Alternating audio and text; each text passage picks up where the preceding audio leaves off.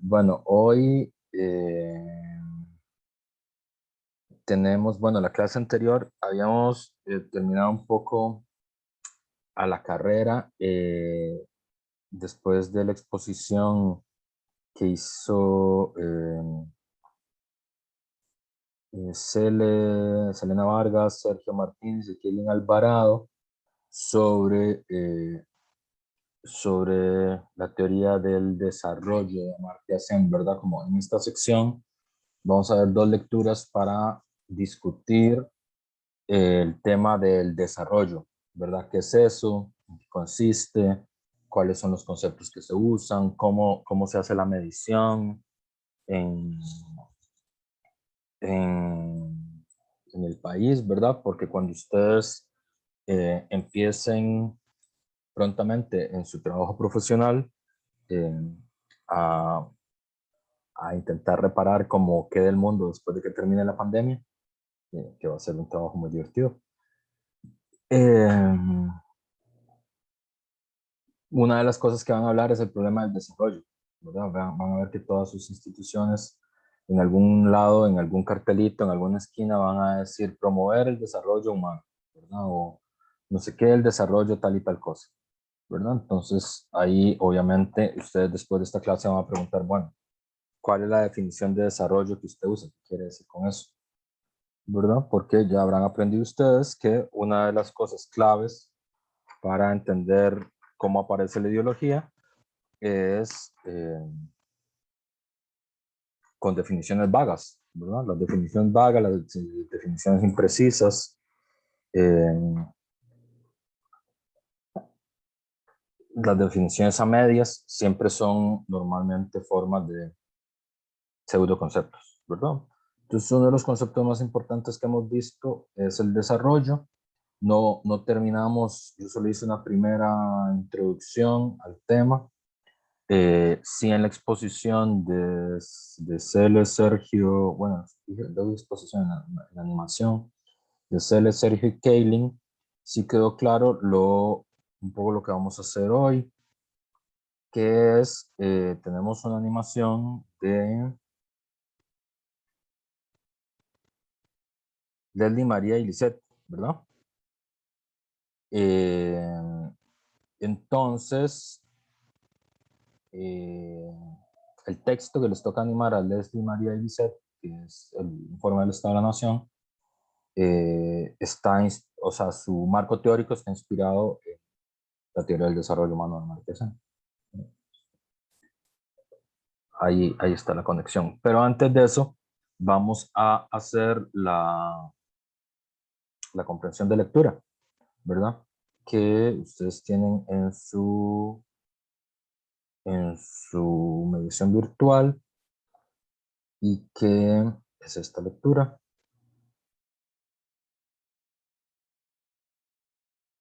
Así que eh, vamos a ir a los grupos de trabajo. Vamos a trabajar como 30 minutos allí y regresamos a la plenaria entonces. Entonces, eh, Alison, Mariluz, Raquel y Valeria, que encontraron idea principal. Hola, profe. Este, de idea principal, nosotras pusimos que con la firma de todos los rectores de las universidades públicas, el 3 de octubre se presentó el documento OPES 50-2021, la Costa Rica del Bicentenario y los desafíos del desarrollo humano nacional, el cual posee vacíos epistemológicos y políticos.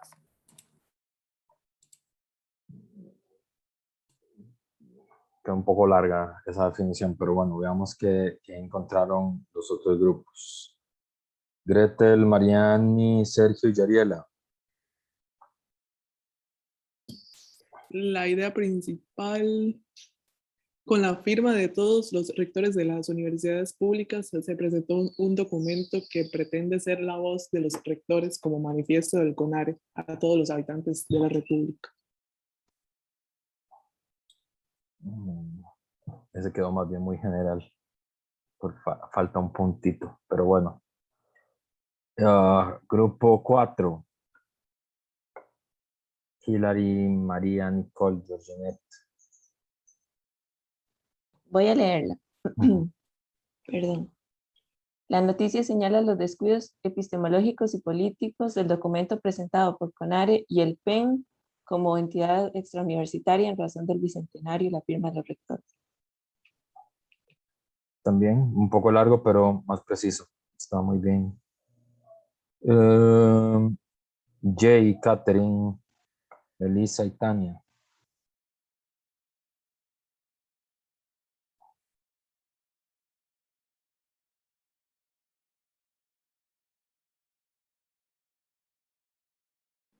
Hola, profe. Hola, Jay. Tania, ¿qué se hizo, Tania? Profe, vea, es que en Me hizo realidad una carretita, pero ya no está. No hay ahí carretita. está. Ahí está Tania. ¿Ves? No logramos como construir una idea tan corta como quisiéramos. Nos Porque- quedamos como continuando. Y... Ay, Jamie.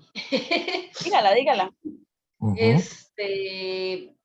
Uy, no, pero es larguísima. Bueno, que... pero el documento creado en el bicentenario con motivo de la celebración... No, me quiero meter. El Pretende ser la documento... voz. Ajá, pretende ser la voz... Tonto que de mi porque me perdí. ¿Puedes decir la voz? Profe, vea, lo que estábamos hablando es que se giraba en torno a este párrafo, que decía que pretende ser la voz de los rectores como manifiesto del CONARE a todos los habitantes de la República con motivo de celebrarse el bicentenario de la Independencia Nacional, pero que en este se reconoce en la génesis de su construcción los aportes del Programa Nacional P y que no se explica cuál es el carácter de dicha adscripción. Sí, muy grande y no da en el marco. No da en el marco. A ver, el grupo 1. Recuerden, la idea principal puede ser escrita en una oración. Si no lo pueden escribir en una oración, es que no agarraron de qué iba la cosa. Catalina, Ingrid, Marisol, Ellen, Steven. Profe, entonces la tenemos mala. Claro, porque ¿qué es lo que les he dicho? Defecto de estudiante de cuarto año de trabajo social. Tienen que poner todo. Entonces, en el contexto de la globalización, no. La pregunta es, ¿qué es lo principal de ese texto? Porque si saben qué es lo principal, pueden encontrar el rasgo. ¿Qué es lo principal? Se la leo, profe. Sí, claro. Y el Es laboratorio, que, tienen que leerlo. No pueden no leerlo. sí, es que nosotros pusimos que los rectores fundamentados en las casas y débiles fuentes bibliográficas observables en el documento, sin procesos de discusión a lo interno de las universidades, intentan predecir y recetar lo que hay que hacer desde hoy hasta el año 2050. Está muy largo, está bien. Podrían haber hecho más corto. A mí me parece que la mejor forma de haberlo hecho es agarrar esta frase, este documento, pero como hay que decir cuál documento, porque este es un conector, ¿verdad? Habla de la versión anterior, entonces tendría que ser. El documento presentado por los rectores no es representativo de la pluralidad de voces que coexisten en la universidad. Este es todo el punto de los autores. No la cualidad de esto, no las características, no las cosas que le pone mal, no los 5 ejemplos que elige para demostrar que no está bien el documento, sino es demostrar ese documento no representa la pluralidad de voces. Punto, una línea. La relación con el curso. De atrás para adelante. Jay, Catherine, Melissa y Tania. Profe, esa parte no la pudimos discutir. No llegaron hasta ahí. Pero bueno, entonces, sí, a quemarropa, Melissa, ¿cuál es la relación con el curso?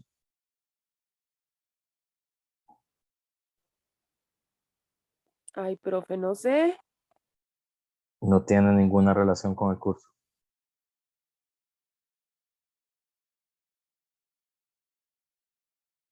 ¿Qué tiene que ver ese artículo con lo que hemos visto o veremos en el curso? Profe, Ujú. bueno, yo Adelante, no sé Tania. qué. Usando estaba platicando, bueno, la clave para entender cuando es una ideología es porque por definiciones ambiguas o imprecisas, o sea, ¿cómo se llamaba? No, bueno, la cuestión es esta, que el documento, Pseudoconceptos. ajá, el pseudoconcepto, ajá, entonces el documento dice que, bueno, la universidad explica muchas fenómenos sociales y que no sé qué, pero lo maquillan diciendo que son como, bueno, que no explican lo que es el neoliberalismo y que no señalan responsables, como dice causas y causas, pero no señalan responsables, entonces de una u otra forma se puede decir que la universidad también está infundiendo y reproduciendo la ideología neoliberal.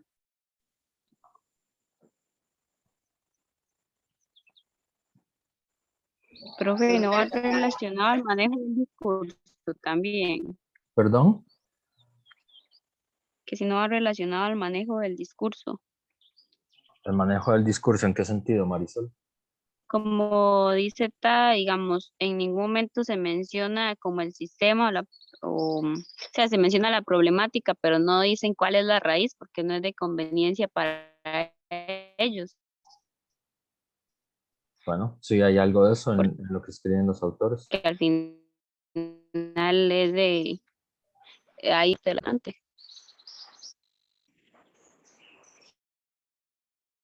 A ver, vamos a preguntarle a Gretel, Mariana y Sergio y Yariela. Gretel, Mariana y Sergio y Yariela. El concepto este que aparece de apagón educativo, ¿en qué consiste?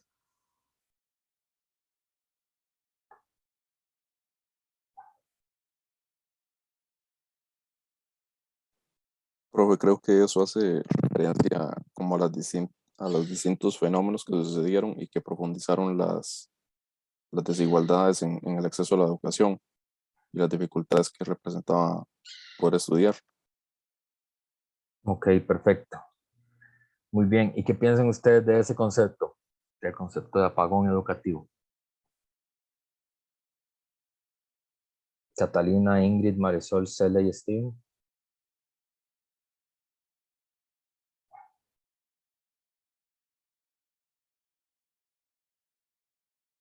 Profe, ¿cómo fue la pregunta? Perdón. ¿Qué opinan de ese concepto de apagón educativo? El concepto que se usa ahí.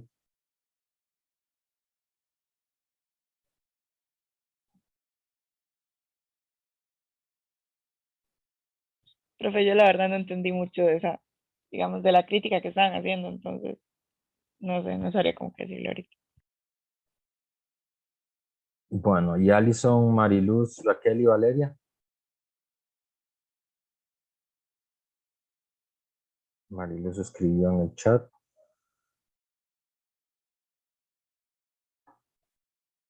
Dice muy impreciso y oculta la realidad que está dándose. Preciso. Bueno. ¿Y quién falta aquí? Hilary, María, Nicole y Georginette. ¿Ustedes qué pusieron en la segunda parte de la relación con el curso?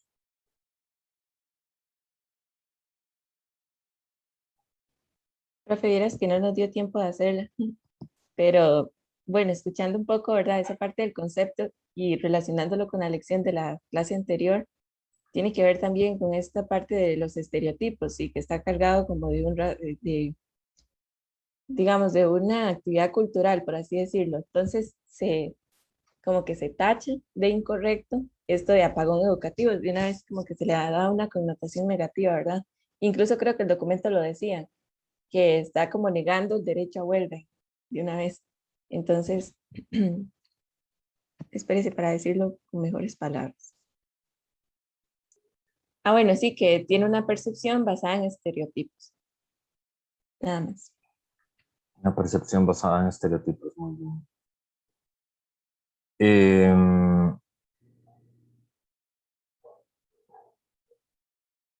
bueno, ahí hay varias cosas, que es, el artículo es una crítica a un documento de los rectores. El documento de los rectores está basado en el informe del Estado de la Nación. El informe del Estado de la Nación es el documento que van a animar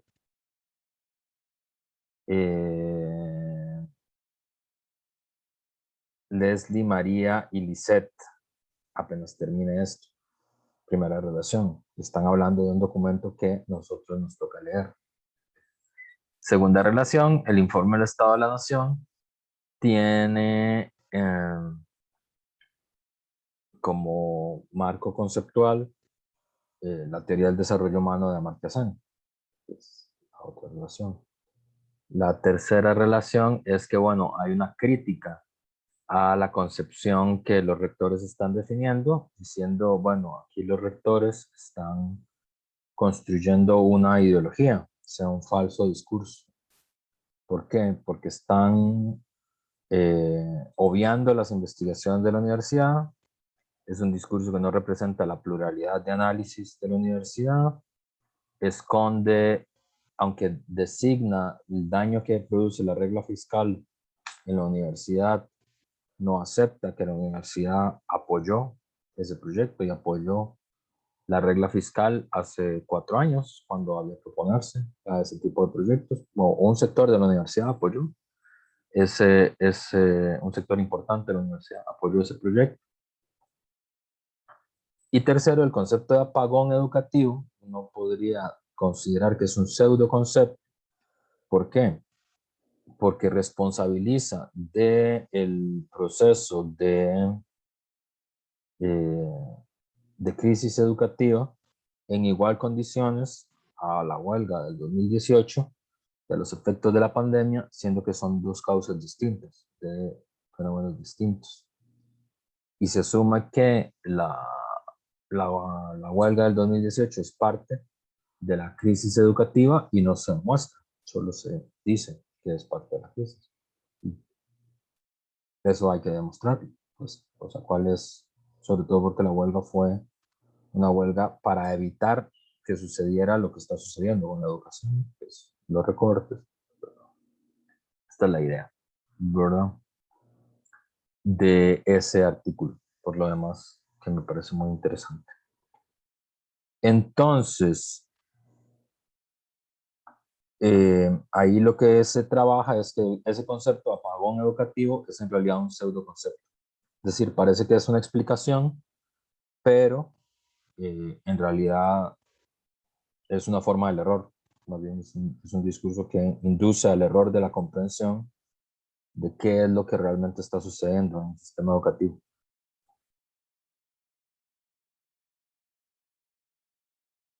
Ah, bueno, ya aquí Mariluz había puesto otra cosa. Supongo que es que Mariluz no puede usar su audio. Se usan conceptos imprecisos que no explican claramente qué es lo que sucede. Por ejemplo, sin embargo, el vocablo neoliberal no aparece en ningún lado y es reemplazado por el impreciso vieja y nueva economía. Entonces, efectivamente, ahí en el texto que puso Mariluz en las guardas, en el chat, las guardas son lo del libro, no, el Zoom tiene guardas. Ahí se ve un fragmento claramente, por ejemplo, cómo hay un eufemismo, ¿verdad? Se usa, en vez de usar neoliberal, se usa vieja y nueva economía o estilo de desarrollo heterodoxo, ¿verdad? Para no nombrar lo que realmente es, sino que se usa un eufemismo. Esto es otra relación con el curso. Está muy bien el fragmento que usted destacó, Mariluz. Entonces, son las 7:53. Vamos a hacer un corte hasta las 8:10 para que desayunen. Sí. 8:15 para que desayunen. Y a las 8:15 escuchamos a la animación de las compañeras, que les recuerdo. Bueno, la animación está pensada para 20-25 minutos, entonces les recuerdo como que hagan este esfuerzo de ceñirse el tiempo, ¿verdad? Bueno, entonces vamos a continuar con la animación del informe del Estado de la Nación. Me dicen Leslie, María y Lisette, si necesitan que les... Ah, no, pero creo que pueden compartir, ya, ¿verdad?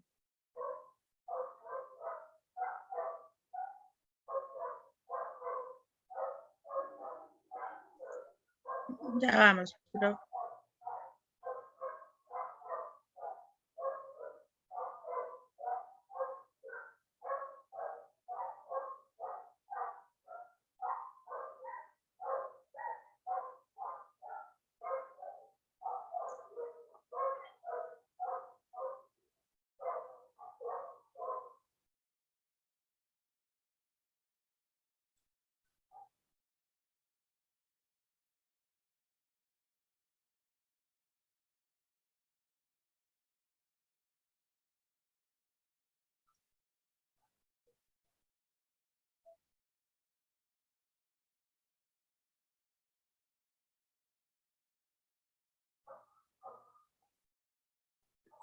Súper.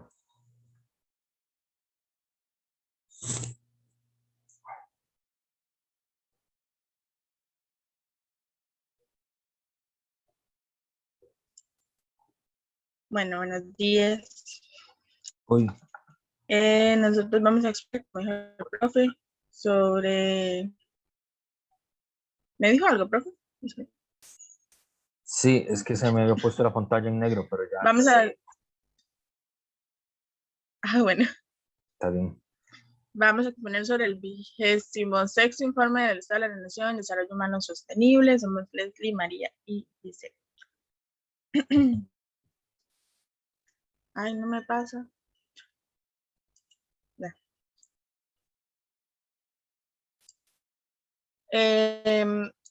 En cuanto a como la idea principal, digamos, del informe, bueno, de la lectura que hicimos, consideramos que es la presentación de un informe donde se aborda de manera sintetizada el desempeño de Costa Rica, de acuerdo con la evaluación de aspectos educativos, de ocupación, salud y políticos en sí, componentes relacionados al desarrollo humano sostenible y a lo que es la inclusión social, recalcando, ¿verdad?, que emerge en un cuadro de suma preocupancia debido a la pandemia que ha golpeado a Costa Rica, ¿verdad?, que bien ya sabemos, y en un momento en que las fortalezas históricas en cuanto al desarrollo humano son muy frágiles y vulnerables, se mencionaba en el informe, lo cual, digamos, esa debilidad está como amplificando los efectos de la crisis sobre las condiciones de vida y trabajo de cientos de miles de personas, y en particular reduce todavía más la capacidad de maniobra de la sociedad, del sector privado y del Estado para enfrentarlos. Entonces, por lo tanto, como que el modo de afrontar la crisis está generando como muchas tensiones e incertidumbres sociales y políticas. Ay, no iba a esto todavía. No sé. Así.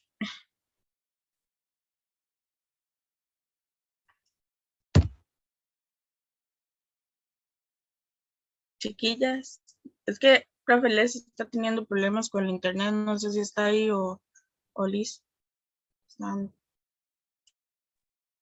Yo sí estoy aquí. No sé, María, la presentación es un PowerPoint o es un... Si ocupan que yo les pase la presentación, me la pueden mandar y yo se las paso. No sé, díganme ustedes. Ah, ¿no se está presentando, profe? Sí, pero como dijiste que tenías problemas. No, yo no. Leslie era, yo creo, pero... Sí, yo aquí estoy, pero esa diapositiva no es mía, María. Es Liz, entonces. Ah, es esta. Perdón.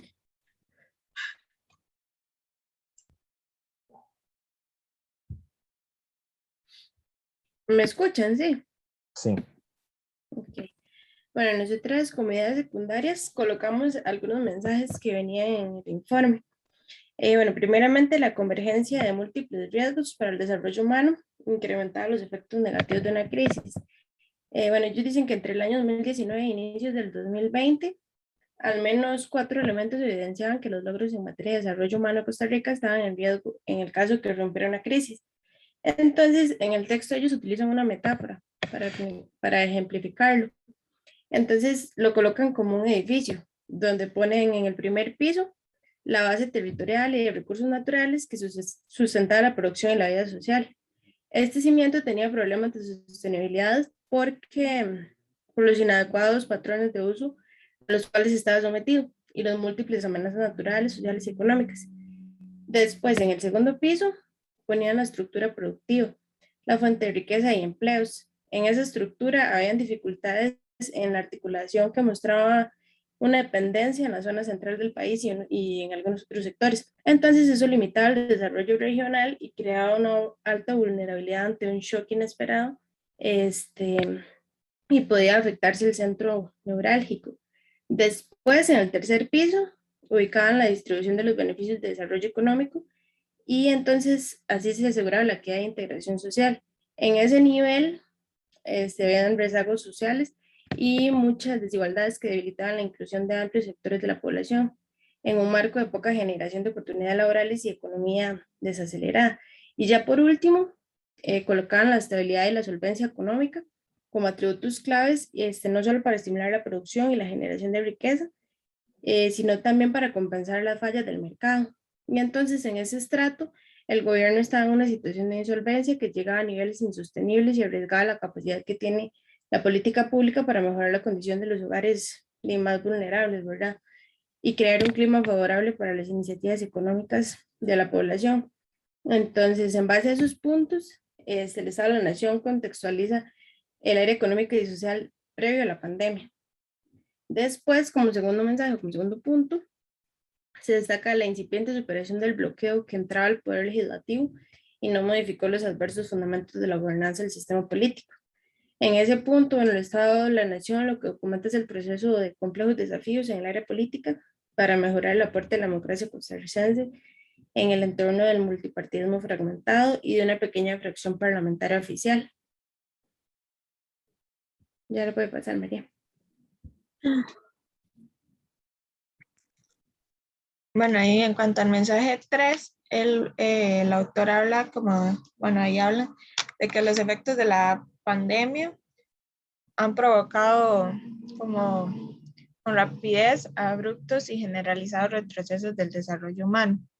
Esto quiere decir que, como venía diciendo Liz, a raíz de la economía desacelerada y encadenada que sigue siendo dependiente en regiones y sectores, así como la creciente desigualdad y los niveles históricamente altos de desempleo y poca generación de oportunidades en el mercado de trabajo, el shock de la pandemia sobre la oferta y demanda económica produce una pérdida de empleo y de ingresos y afectaciones importantes y que son críticas sobre las finanzas públicas, así como un aumento de la vulnerabilidad social en diversos ámbitos, entre los cuales se encuentra, por supuesto, la misma emergencia sanitaria por el COVID.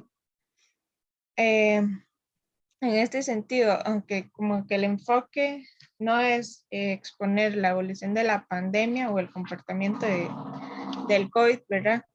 Sí tratan como de poner en contexto los efectos o sea, que se han dado a raíz de las medidas o de la misma emergencia, ¿verdad? Que se está dando y que generan conmoción en el desarrollo humano. Respecto a esto, primeramente, ellos indican que se reflejan caídas importantes en la producción en casi todas las ramas de actividad y como consecuencia una fuerte destrucción de los empleos. Estos son como efectos que se producen por la desaceleración económica y que generan dificultades importantes y que además agregan que la situación origina nuevas y exigentes como presiones a las finanzas públicas que ya estaban debilitadas, pero que cumplen un rol fundamental para contener la pandemia.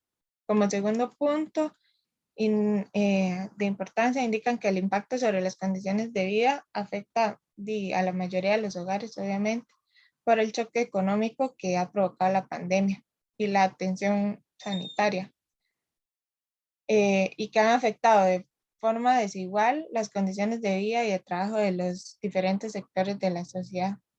Aunque recalcan mucho como que al momento de la elaboración del informe no es posible predecir como cuánto tiempo más se pueda extender el control de los contagios o los efectos de la crisis económica. Y por último, en este punto,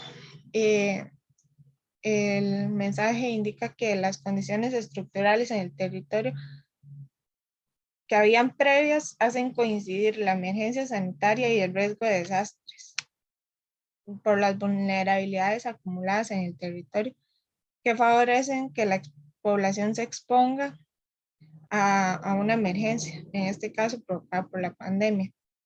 Aunque otra vez recalquen que no se tiene como información precisa al momento de elaborar el informe. Sin embargo, aseguran que se hizo un ejercicio de comparativo de las zonas afectadas por otro tipo de situaciones, en particular como por desastres naturales y así. Y es que eso permitió observar una coincidencia entre el impacto de ambos tipos de emergencias sobre algunos sectores específicos. Luego, en el siguiente mensaje, recalcan que ante la pandemia el país mantiene su estabilidad democrática, sin embargo, con desafíos cada vez más complejos. Entonces, aquí lo que aseguran es que la verdad es como que se está implementando por parte del sistema político institucional para responder a la pandemia, principalmente en cuanto a evitar la expansión de contagios, han afectado el funcionamiento de la vida económica y social en Costa Rica, a raíz de los impactos que ya veníamos mencionando Liz y yo, ¿verdad? Y que otra vez recalcan que en el momento de cerrar el informe es como, o sea, como que todavía no se han medido en sí el impacto que estas medidas pueden llegar a tener como a largo plazo, o si pueden ser efectivas o no.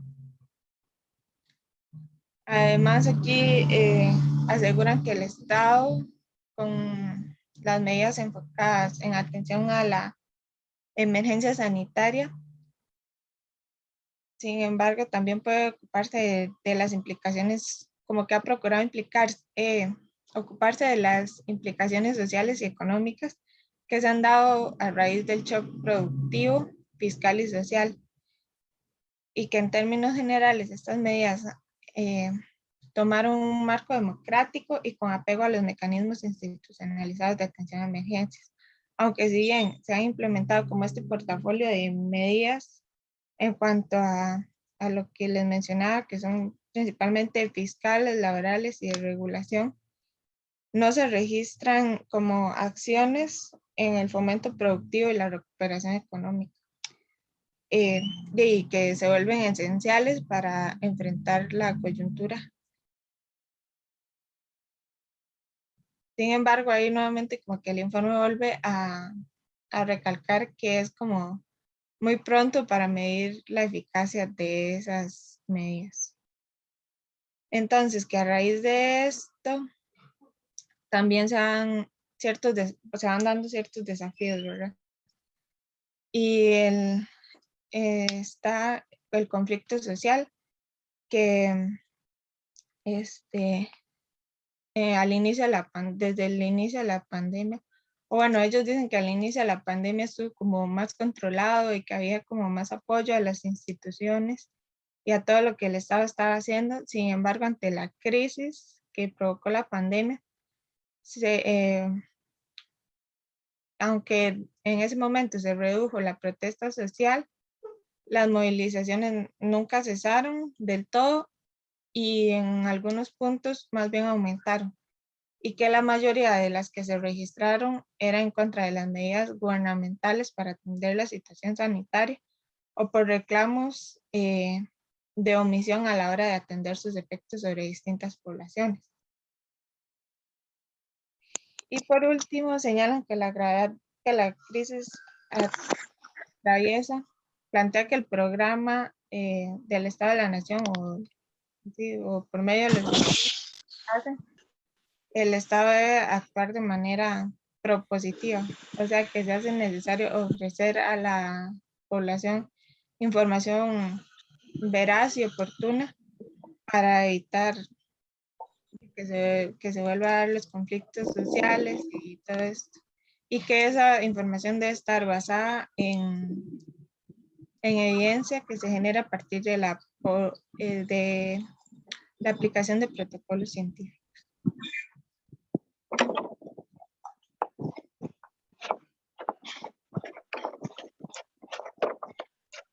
Bueno, y ya como los últimos dos mensajes, ellos destacan, bueno, en el quinto mensaje se habla sobre cómo la inteligencia de datos puede contribuir a las mejores respuestas a la pandemia. Y entonces, bueno, el mensaje que ellos desean transmitir en este apartado es que la inteligencia de datos provee un conjunto de herramientas para diseñar y evaluar y dar respuestas públicas para el manejo de los efectos de la pandemia. En el 2020, el PEN amplió su línea de trabajo en el análisis de bases de datos masivas con el fin de producir estudios que lograran llegar en gran detalle a los asuntos que se abordan, ¿verdad? Este detalle lo que permitió fue valorar no solo una descripción profunda del estado de la situación, sino que hizo un análisis que ayudó al diseño de políticas concretas. Ellos destacan, bueno, el uso de esta plataforma City y que además también les ha sido de mucha utilidad la aplicación de Waze. Y bueno, por último, la investigación aporta evidencia para el rediseño de políticas públicas estratégicas. Y bueno, este mensaje lo que se destaca es que en el 2020 la investigación aplicada al programa del Estado de la Nación se orientó hacia un segundo tipo de estudios y los temas están más relacionados con las deficiencias estructurales que el país venía enfrentando. Y bueno, cuya persistencia ya era un severo cuello de botella para el desarrollo humano, según indican ellos.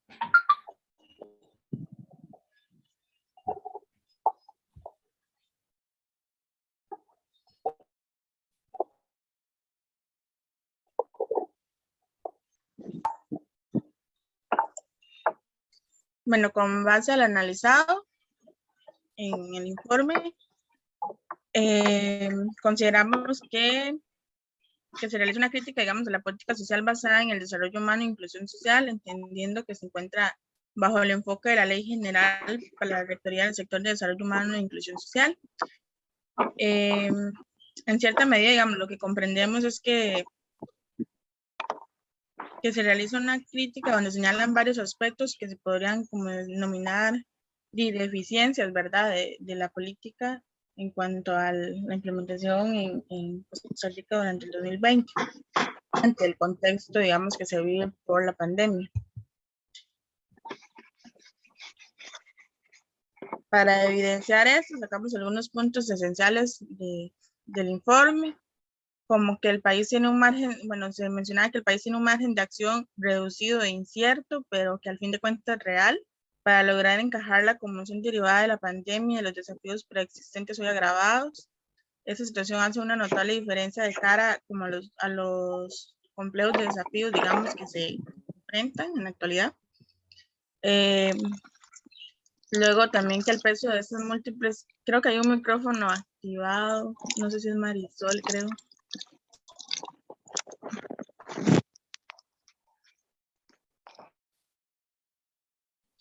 Ya. Bueno, el segundo punto es que el peso de estas múltiples amenazas se relaciona con la exposición de la sociedad costarricense al riesgo y por tanto con su construcción social, que la ausencia, digamos, de herramientas como robustas, se mencionaba ahí, de ordenamiento territorial, la débil gestión institucional en materia de patrones de uso de los recursos naturales o del espacio físico, unidas con la presión económica y la exclusión social, hacían que entre el 2019 e inicios de los 2020 el país mostrara una base material vulnerable, con serios problemas para garantizar la sostenibilidad del desarrollo humano, que para esto, o sea, que con respecto a esto sabemos bien que no es un secreto, ¿verdad? También el presente informe muestra en materia de equidad e integración social una nación mal preparada para enfrentar una crisis como la provocada por la pandemia debido al elevado grado como de desigualdad en la distribución de los ingresos, incluso cuando se le compara con otras sociedades de América Latina y el mundo. Uno de los efectos más negativos fue la insolvencia fiscal, que crea una vulnerabilidad para la política social. Sin contar eso, con financiamiento sano en los últimos años se lograba mantener como la estabilidad, digamos, relativa de varios indicadores sociales, como la desigualdad en los ingresos, que se contuvo por el aumento de las transferencias públicas, la política social selectiva aumentaba los ingresos de las familias más pobres y la pobreza multidimensional, que depende de la política pública, disminuía. Sin embargo, ¿verdad? Eso se ha visto perjudicado por el contexto de la pandemia y por esa insolvencia fiscal. En el 2019 e inicios del 2020, el doble golpe de una insolvencia fiscal del gobierno central, combinada con una desaceleración de la economía que menoscaba la misma recaudación tributaria y las contribuciones de la seguridad social, había erosionado de manera significativa las fuentes de financiamiento de muchas de las áreas de clave del desarrollo humano, que es lo que se menciona, ¿verdad? Que mencionaba ahorita anteriormente. En síntesis, digamos, lo que se encuentra es que la pandemia encontró al país sumido como un caldo de cultivo, se mencionaba ahí en el informe, favorable como para que un golpe inesperado de su magnitud tuviese no solo efectos adversos a corto plazo, sino que comprometiera las bases del desarrollo humano, sus fortalezas históricas y la capacidad del Estado y la sociedad para afrontarlos. Y es algo que estamos viendo, evidenciando, ¿verdad? Y que es muy evidente.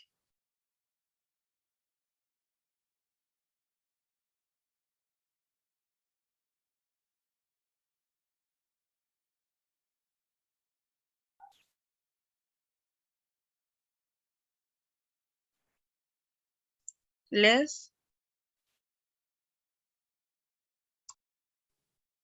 Voy, es que se me queda como pegado.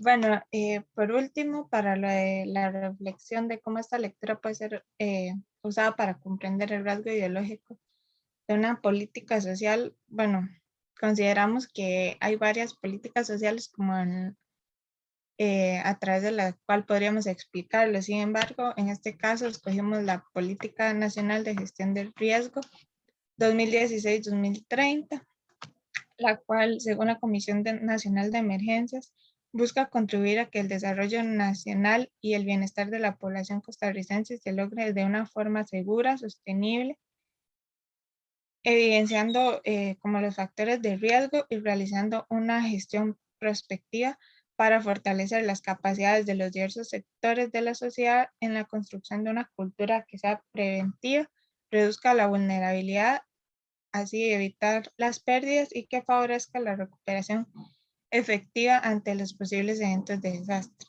Además, queríamos como resaltar que esta política de gestión de riesgo es un instrumento de planificación con perspectiva a largo plazo para orientar las acciones del Estado, el sector privado y la sociedad civil como tal, de modo que se articulen en propósitos comunes, que sería como un proyecto de desarrollo del país. Además, esta política dice como que está enfocada en combatir la pobreza, en generar la participación ciudadana en los procesos de desarrollo y en el respeto a los derechos humanos, y que pone principal atención en los sectores vulnerables de la sociedad, como los sectores empobrecidos, aquellos que están en una ubicación espacial de riesgo, el género, la edad, etnia y discapacidades físicas, entre otros. En este sentido, consideramos que la política, ¿verdad?, como en lo que plantea, se muestra en favor, como principalmente de lo que hablamos de las poblaciones vulnerables, de manera que tanto el Estado como el sector privado y la sociedad, o busca unir esos tres sectores para mitigar el nivel de riesgo ante un desastre, ¿verdad? Y aunque la política habla como como de que surge a partir de antecedentes que eran como desastres naturales, incluye también desastres como lo ha sido la pandemia. Y en este sentido, ¿verdad? De que esos son los hechos como que anteceden esta política y que llegaron a afectar, o sea, de manera muy significativa, principalmente a los sectores empobrecidos, ¿verdad? Cuando se dan inundaciones o hablaba también de algunos terremotos y todo eso, generalmente se ve mucho más afectada lo que es la población trabajadora. Entonces, de acuerdo a esto, nosotros consideramos que podría decirse que la pandemia corresponde a un desastre natural. No corresponde a un desastre natural, sin embargo, sí es un desastre impredecible que genera riesgo social y principalmente a estas poblaciones vulnerables. Y que debido a como los retrocesos, desafíos y todo esto que veníamos hablando, el Estado a partir de la pandemia, o sea, que enfrenta al Estado a partir de la pandemia, de ahí se evidencia como un poco que la política es utilizada como para decir, sí, tenemos un plan y vamos a apoyar a las poblaciones vulnerables. Sin embargo, esto deja ver que en realidad esa política es como para contener a la población o de algún modo, porque sí, tenemos un plan, sin embargo, las medidas que se están implementando no logran lo que esta política plantea, porque los sectores empobrecidos y demás han sido los más afectados a causa del desempleo y el mayor empobrecimiento que se ha venido dando y todo eso. Entonces, como que esa es la forma que encontramos de que esto explique como el rasgo ideológico, que es como una medida para contener, e incluso en realidad lo hemos visto en otros cursos y todo, que al final como que la mayoría o todas las políticas terminan siendo para contener a la población y evitar los conflictos sociales, pero realmente no se logra o así lo que se plantea, porque no hay una reducción de riesgo de desastre y todo eso, y eso que la política estaba planteada pues anterior a lo de la pandemia. Sin embargo, lo que plantea la política no es necesariamente lo que se ha logrado o la forma en que el Estado ha actuado.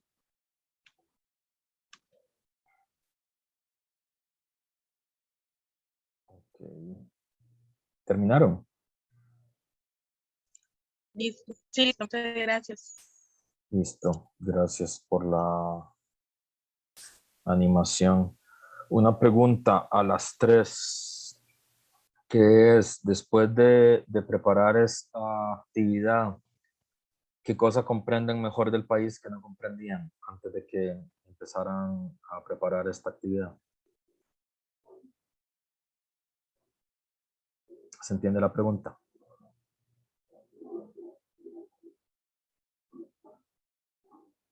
Bueno, no sé, no me quedó muy clara, pero, o sea, como... Después de hacer la actividad, ¿qué cosa dijeron? Ve, esto del país no lo entendía y ahora lo entiendo. ¿Qué conocimiento nuevo adquirieron después de preparar esta animación?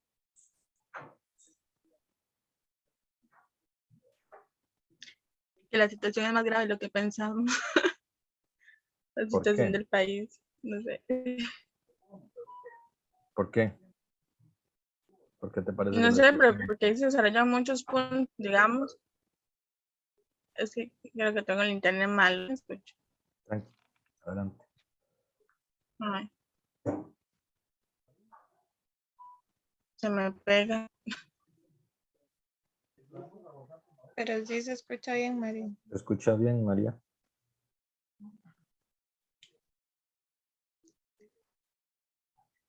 Pero, profe, yo pienso... Ok, es que me sale como... Hable, ustedes. que tal vez no es como un conocimiento nuevo, sino algo que me llama mucho la atención. Y así es que el Estado como que a través de ese informe deja ver que no se ha actuado tal vez de la mejor manera o así, pero siempre está diciendo como, pero es muy pronto para, como para aceptar que están actuando mal o algo así. O, o había otra parte en la que,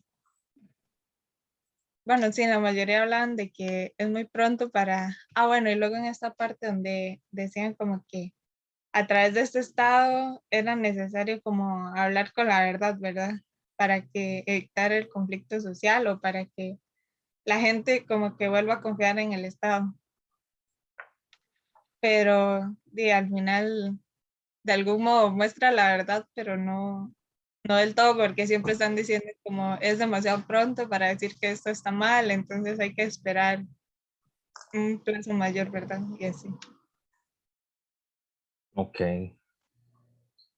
Ok. Sí, es como que en parte a veces como que lo defiende, o sea, como que defiende todo eso, como que lo critica, pero nosotros veíamos eso, como que ven aspectos en cuales como que lo defendía diciendo eso, como que era demasiado pronto para poder, es que no me acuerdo muy bien cómo era que lo decía, pero sí, como que era muy pronto para decir que se estaba actuando mal o que había tiempo para remediarlo y cosas así. Ok, y entonces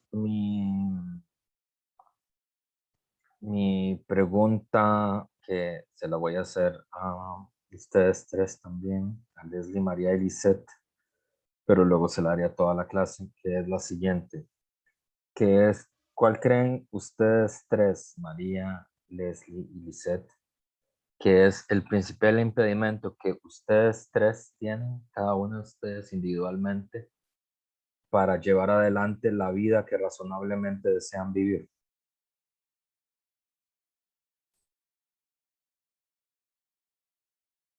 La mala distribución de ingresos, profe. ¿Usted cree que ese es el principal obstáculo que tiene usted? Sí, profe, yo diría que en general que al final vamos a ser parte de la población trabajadora, que es la que siempre se ve más afectada. O sea, Y ¿ustedes parte creen que de las desigualdades. la principal, el principal impedimento que ustedes van a tener para llevar adelante la vida que quieren vivir, que razonablemente desean vivir, es la desigualdad? Pienso que al menos en el ámbito laboral sí, profe, porque ahí siempre, no sé, siempre vamos a estar como marcadas por el capitalismo y siempre va a existir como una desigualdad, digamos.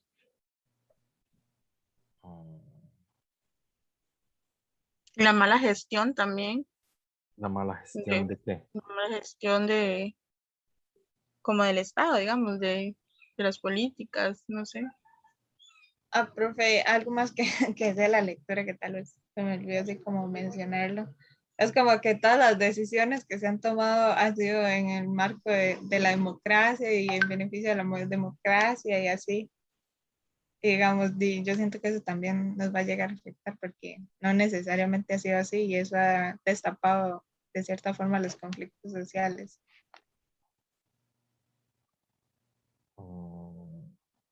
Ok, pero bueno, no sé. Yo, como ya les he dicho, siento estas respuestas un poco respuestas de estudiante de cuarto año de trabajo social. Así que le vamos a preguntar a quién, a Tania Villalobos. Tania, ¿usted cuál cree que es el principal obstáculo que usted ve para que usted pueda llevar adelante la vida que razonablemente desea vivir? La plata. La plata, también, o sea, el ingreso. Sí, sí, Muy sí, bien, esa es es que una respuesta que me gusta porque no es respuesta de, o sea, sí es, y chico no es igual estudiante tengo de trabajo. cuarto año de trabajo social. No, sinceramente. Para usted ese es el principal obstáculo. Sí, O sea, digamos, si su familia aumentara, bueno, usted y su familia aumentaran sus ingresos 20%, no sé cuánto es el ingreso de su familia, 25%, No, digamos. no. Entonces, ¿usted cree que ya los obstáculos fundamentales que usted tema que impiden que, o que usted teme que le impidan tener la vida que razonablemente desea vivir, se van ya no van a estar, o sea, se van a fumar o van a ser casi inexistentes? 5%, no. 25%. 25% tampoco. Pero, no necesariamente, digamos, visto desde un punto así como súper individual y así, pues sí, pero, digamos, por ejemplo, aunque yo viva bien, aún así, digamos, en la sociedad que estamos, creo que dice, igual uno no deja de tener, porque por ejemplo, yo las noticias y a mí me da como mucha cólera la cuestión política y lo que le está pasando a las otras personas, pero visto desde un punto de vista individual y así, pues ayudaría más 25% y sería menos estresante y así la existencia y todo, pero sí. ¿Pero usted cree que ese aumento en los ingresos haría que los obstáculos que hoy usted ve para, digamos, los obstáculos que usted dice, esto va a ser un obstáculo para la vida que yo decidí vivir, quiero vivir, se realice con ese aumento de ingresos, pero puede ser más, como es un ejercicio mental, o sea, puede ser el doble, digamos, que tu familia por lo que fuera ingresara 50% más de lo que ingresa ahora, vos y tu familia? Entonces, vos dirías, ya no tengo obstáculos para llevar adelante la vida que razonablemente deseo vivir. Que no sé cuál es, pero la que sea, la que vos tengas en mente. O sea, no se acabarían mis problemas, pero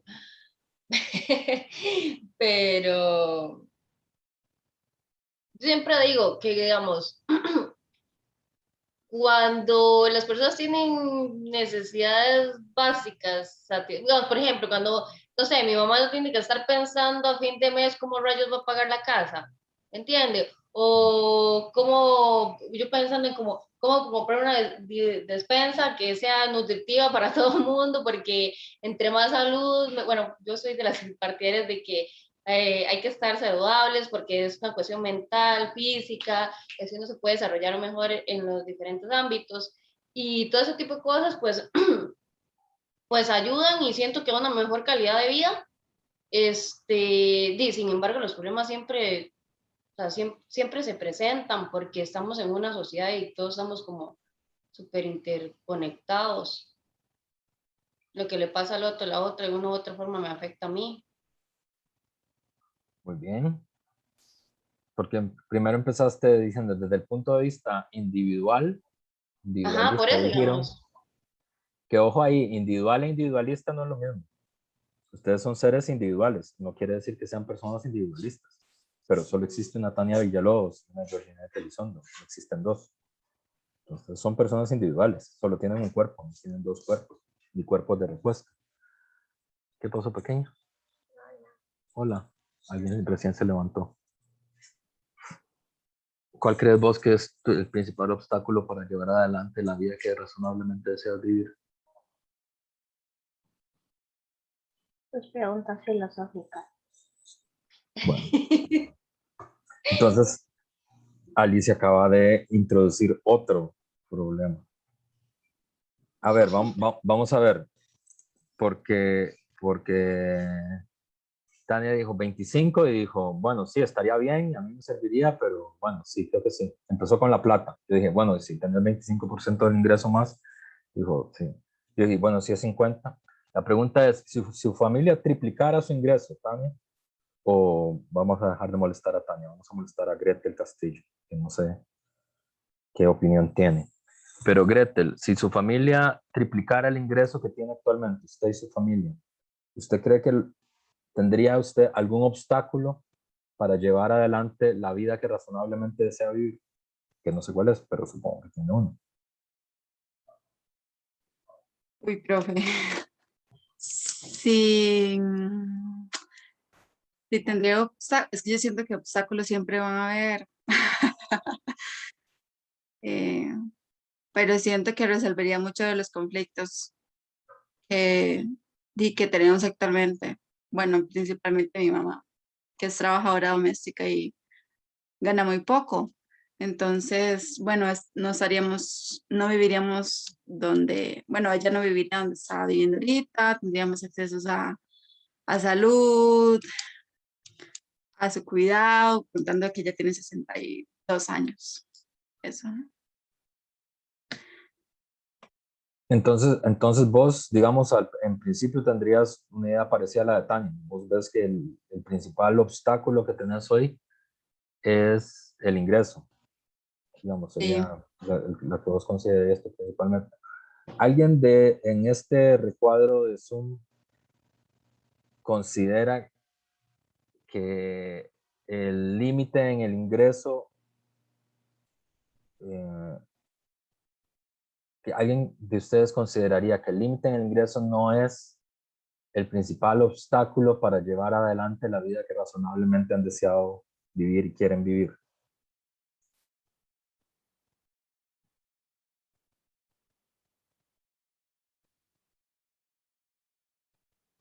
¿Todas consideran que es el ingreso el principal problema?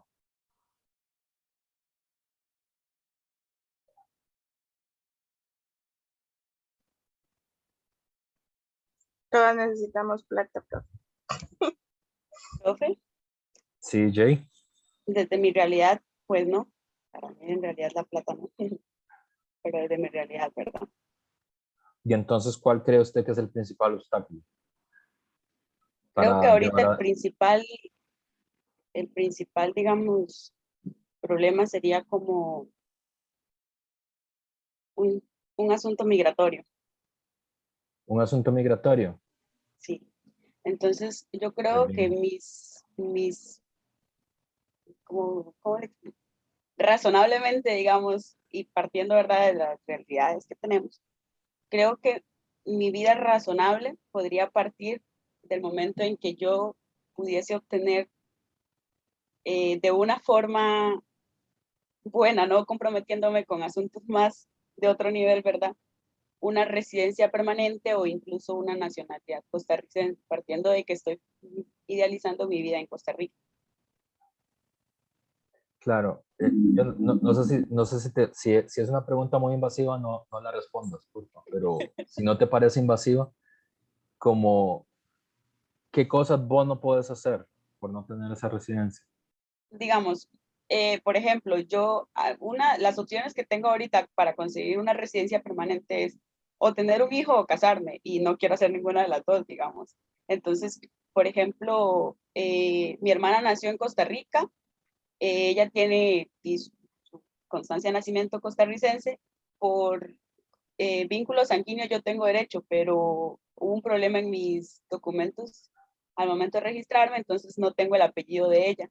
Entonces yo digo que tal vez si hubiese la forma en que eso se pudiese vincular, a mí me permitirían tener la residencia, pero me cerraron de todo y me dijeron no, solamente si se casa o si tiene hijos. Ok, eso lo entiendo, pero digamos, y de hecho es muy crudo lo que estás diciendo, está muy bien. O sea, no, está mal, pero está bien para el ejemplo. O sea, está mal lo que dijiste, pero está bien para lo que quiero explicar en la clase. Y está muy bien que digas que ninguna de las dos cosas. Pero lo que quería que dijeras es más bien, no las dificultades que estás teniendo, sino por qué es importante tener la residencia para vos. O sea, ¿por qué no puedes, por qué crees que eso es un obstáculo? Porque, digamos, ya Gretel dijo algo, digamos, que está muy bien en relación con lo que ella considera que es su propio obstáculo, que es su madre es empleada doméstica, entonces tiene ingresos muy bajos y entonces no puede cuidar de su salud o no, la casa donde viven, o sea, como ¿qué te impide? Porque, digamos, en mi caso, y los obstáculos se limitarían por el hecho de que sin esto yo no puedo tener acceso a muchos derechos que me facilitarían, digamos, otros procesos, como por ejemplo el hecho de conseguir. También estoy involucrada a mi mamá, digamos, entonces, como dice Grete, la mamá de ella tiene tanta edad y tiene un trabajo como doméstica y todo. En el caso mío, si yo no tengo esto, no puedo ayudar a mi mamá tampoco con sus documentos legales y ella ni siquiera puede tener derechos a un trabajo como este. Es como un poco más complicado. Entonces, el hecho de tener esto a mí me abriría la posibilidad de tener acceso a muchas otras cosas, como derechos, como oportunidades, tanto académicas como deportivas, como otras cosas que a mí también me hubiesen gustado haber concretado. Claro, por ejemplo, fútbol era lo que, sí, fútbol era lo que jugás. Por ejemplo, sí. Si vos quisieras ser una deportista de élite, no podrías concursar con Costa Rica, aunque tuvieras la calidad para tenerlo, para hacerlo. Y eso, digamos, es una vida que razonablemente uno quisiera vivir. Es decir, uno podría decir, lo que yo quiero hacer de mi vida es ser deportista profesional mientras sea joven. Está bien, muy bien. Eso es razonable, uno podría elegir hacer eso. Pero si uno no es nacional, no lo puede hacer, porque solo se puede competir siendo jugador nacional. Entonces hay un obstáculo, ¿verdad? Y gracias por esa intervención, Jay. De hecho, me ayuda para poner el punto. Nadie se le ocurre otro obstáculo importante. Ya no voy a prometer una bolsa de jocotes porque Georgina e Ingrid han puesto en tela de juicio mi capacidad para pagar tantos jocotes después de 2 años de clases. Pero, ¿alguien más? Por ejemplo, la vida que razonablemente no desea vivir normalmente necesita algún tiempo para ser realizada. Creo que, salvo que todavía ustedes están en etapa de estudio, inclusive para el estudio le falta un cachito, ya casi terminan, pero le falta un poquito para terminar. Entonces, obviamente un proyecto de vida es un proyecto de vida que necesita tiempo, ¿verdad? Y en ese tiempo largo que se necesita, ¿qué cosa podría evitar que ustedes tuvieran ese tiempo largo que se necesita para poder llevar adelante una vida, la vida que ustedes quieren tener?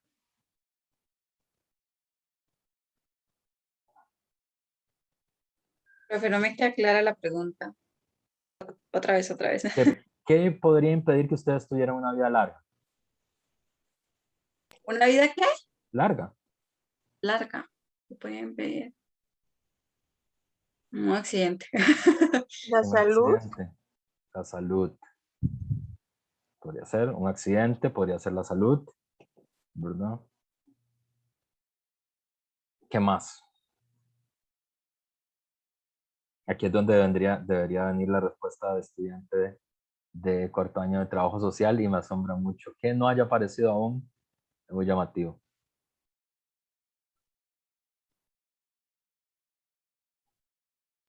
Una mejor calidad de vida. Ser mujeres. A las mujeres los matan más que a los hombres. Es un obstáculo en su plan para llevar adelante en la vida que razonablemente desean vivir, y que las discriminen por ser mujeres. Es un problema, es un obstáculo para todos ustedes. Inclusive puede ser que sea un obstáculo más intenso que las dificultades socioeconómicas, porque digamos que, por eso es que le preguntaba a Tania y a Gretel, ¿qué pasaría si el ingreso se doblara, se triplicara de sus familias?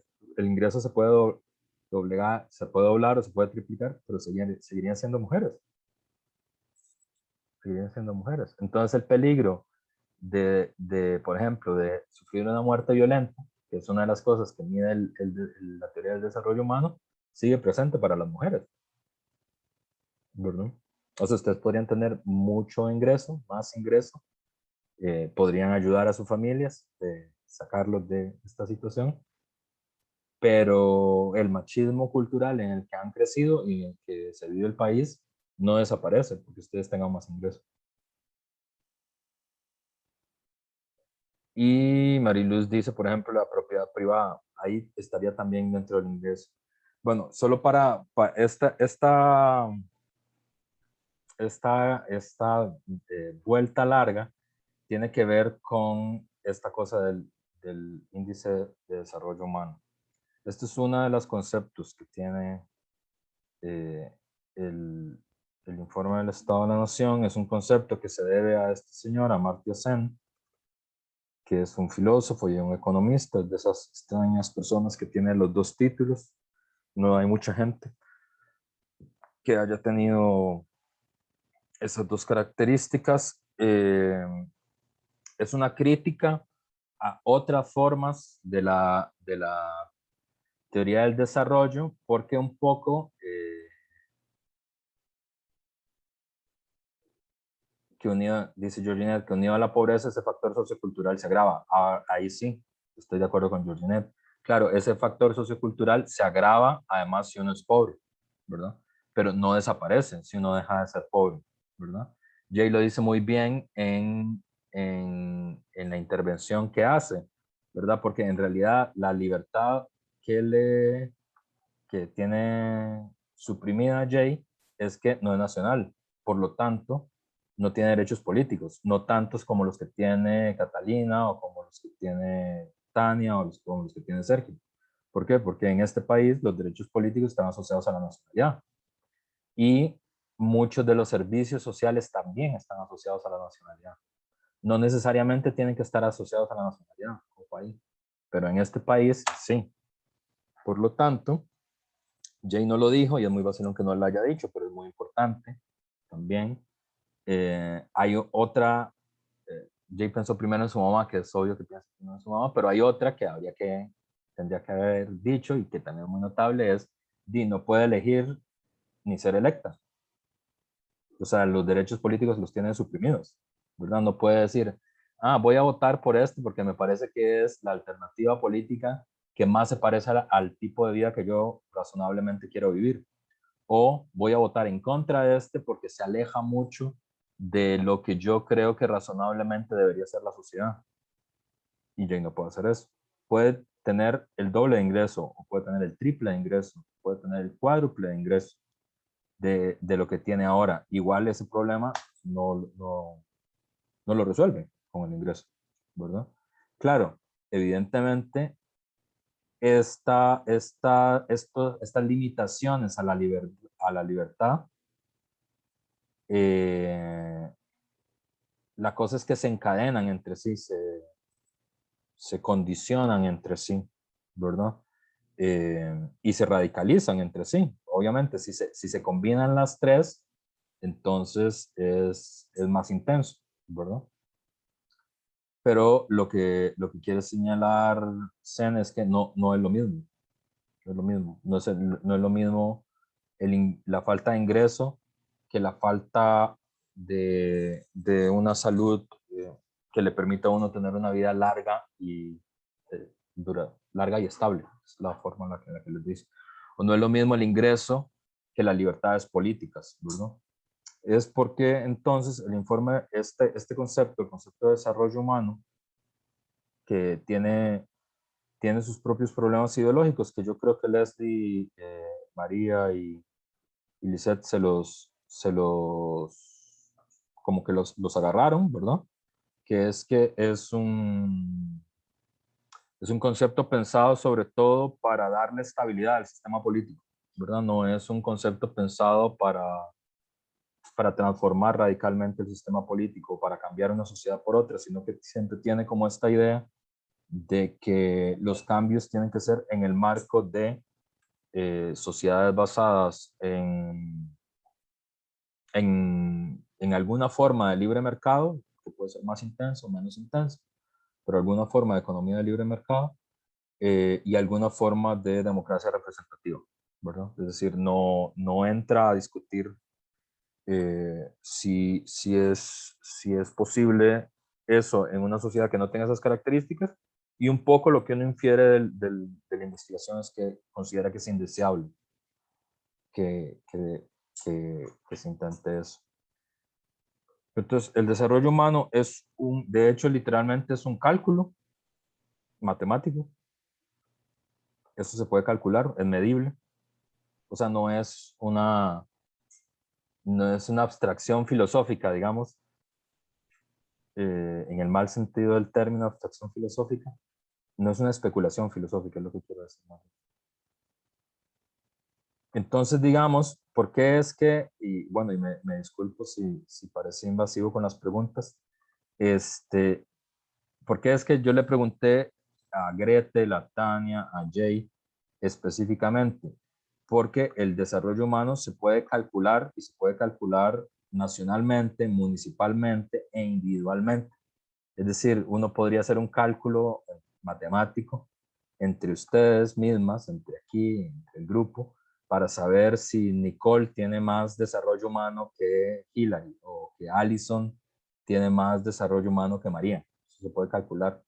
Y de hecho se calcula en los países y los municipios. Ustedes pueden ver ahora lo puedo buscar.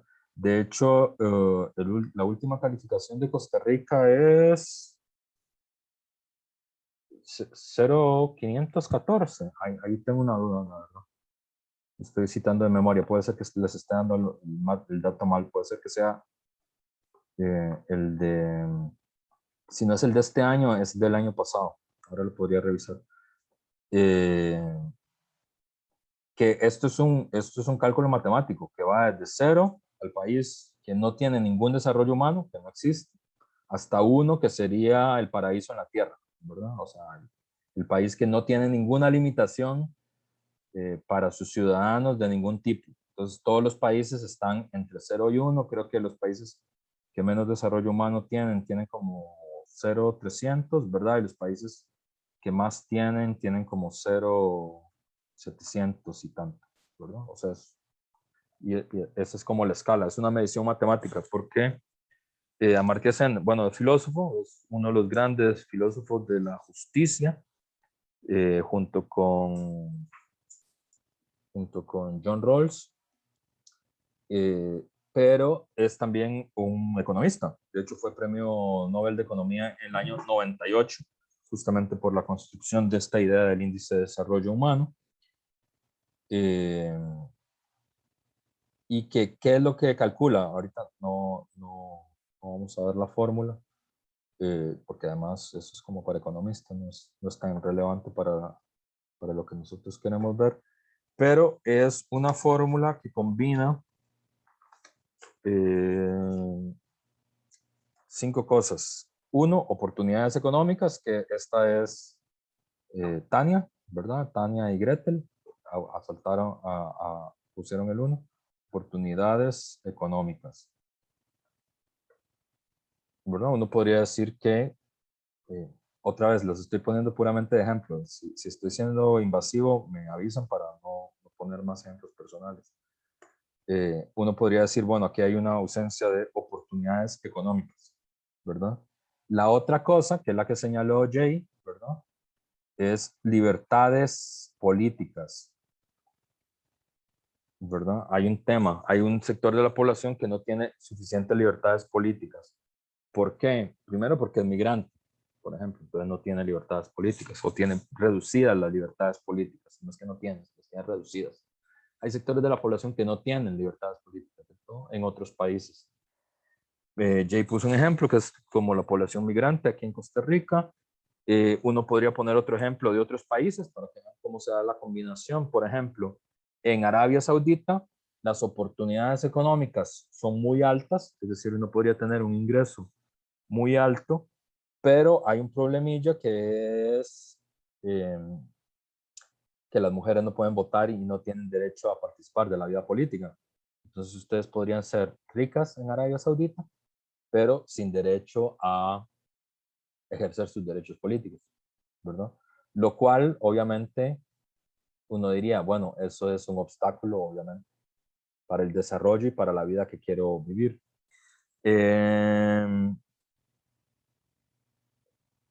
Otro ejemplo de un sector de la población que tiene limitadas sus libertades políticas que no son los migrantes.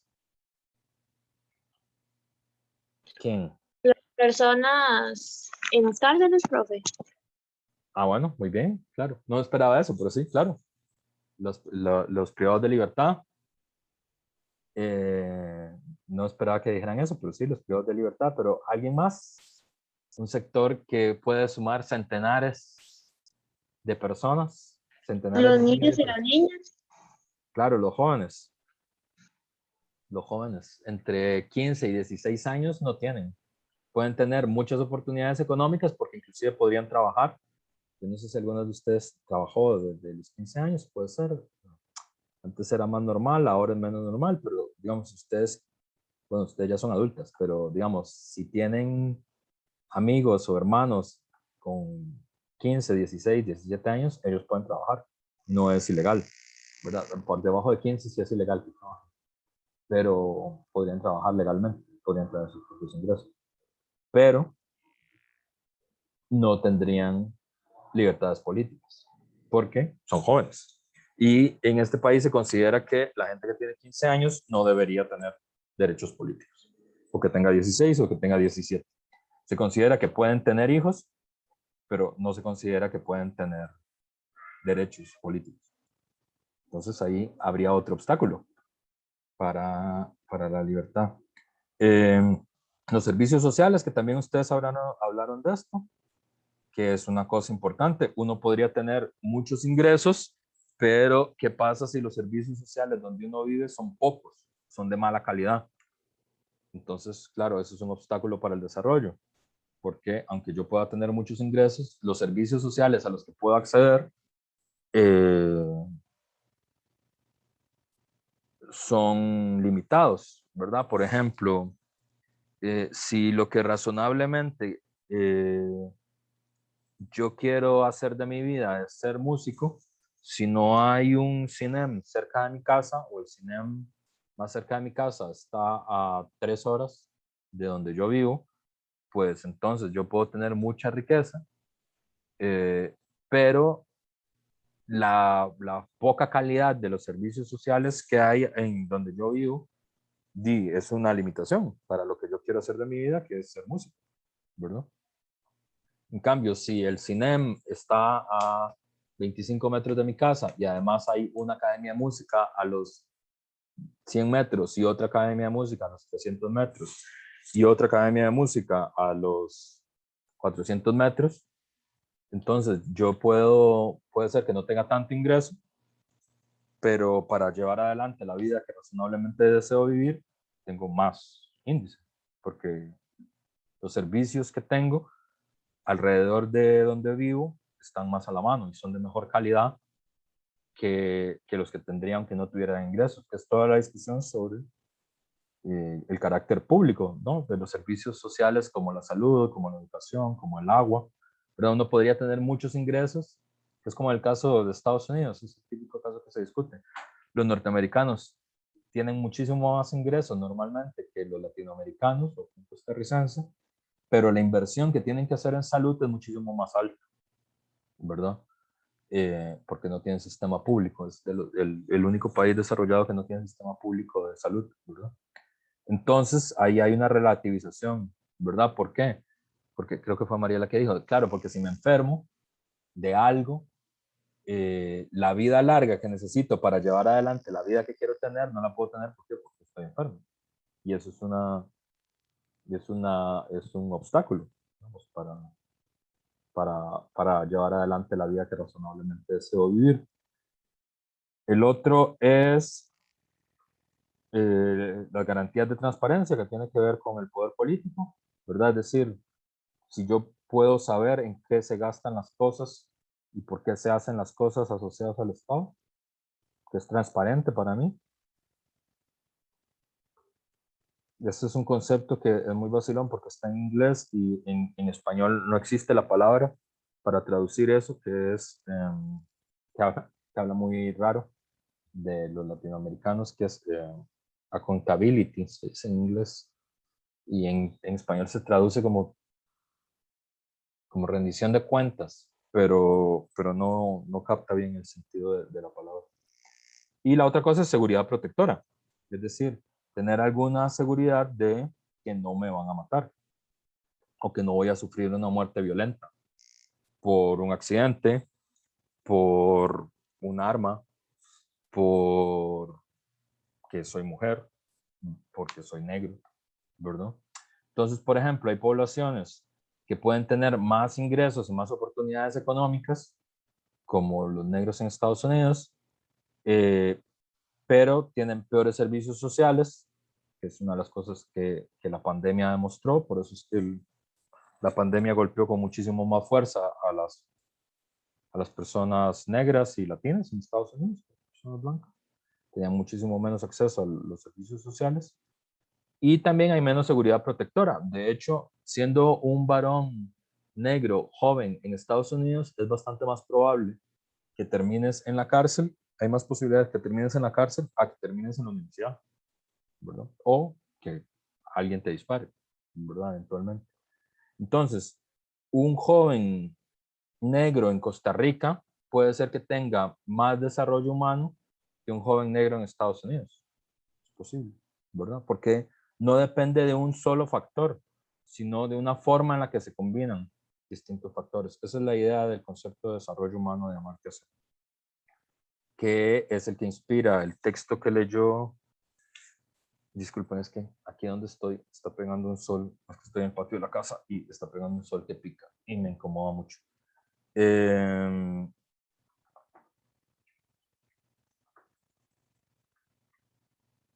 Ese es el concepto que está en el texto que explicó Cele y Sergio, y otra compañera, no me acuerdo, Cele, Sergio y Kaylin. Pero también es como lo que se intenta explicar con el informe del Estado de la Nación que explicaron ahora Leslie, María y Lisette, porque lo que se quiere ver es qué forma específica, en qué forma específica en Costa Rica se combinan esos 5 factores: las libertades políticas, las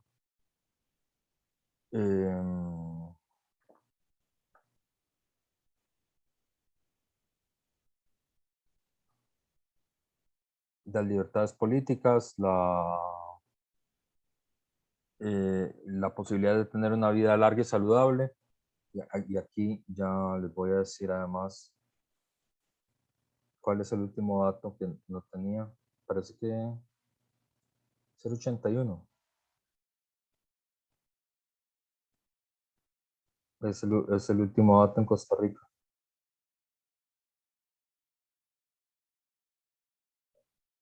Sí, o sea, el número matemático, según la República, ¿verdad?